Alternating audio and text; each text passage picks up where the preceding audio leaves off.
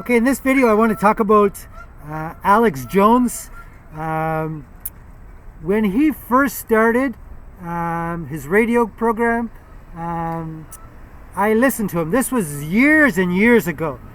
And he did a good job. For those of you who listened to him then, you'll agree with me. For those of you who don't remember him when he first started, you probably won't believe it. But when he first started, he was really good. He broke the story. He came to fame when he broke the story about Bohemian Grove. He snuck in there. And if you don't know Bohemian Grove, look it up. It's all on there. And he then surprised David Gergen, who's a political advisor to many presidents. And Gergen didn't know that he did that. So that was a great piece that he did about that. And Gergen was all upset because what went on there were some wild partying for a lot of high political people, those in Skull and Bones and all that. If you don't know about that, look it up. So that was a great thing. But then he kind of went off stray, off course, and he went into the conspiracy realm. And so PBS Frontline just the other day did a show on Alex Jones and conspiracy, and they explained this and what he did, and why he went off track, and why his wife ended up leaving him. Mostly it was because he made a lot of money doing it, and he realized that he had to do conspiracy stories. He then went into Sandy Hook, and he just went way off base, way off course. He does admit when he was in court that he did it on purpose. He was playing a character because those people who listened to him ate it up, so to speak, and the people who got listening to him went up by, 100-fold. So he had a reason to do this. I think it's reprehensible what he does, and I think he was certainly unfortunate.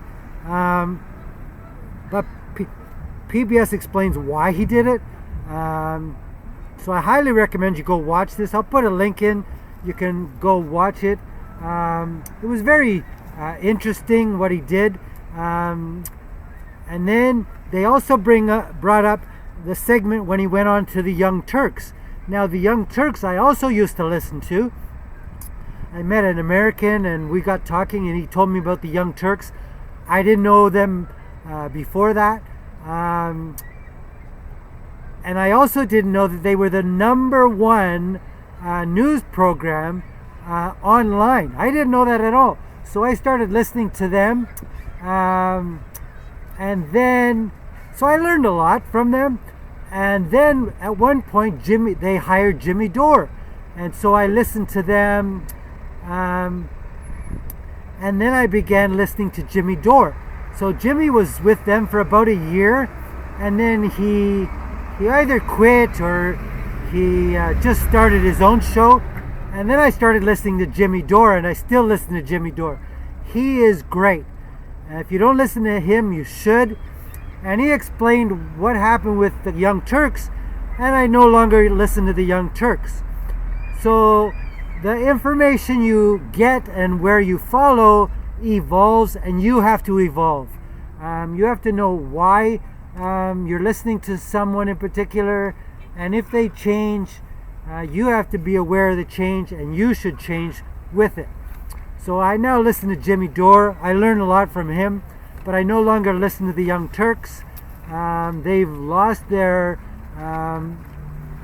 way, so to speak, and they are no longer progressive, and they don't do the stories that I'm interested to learn from.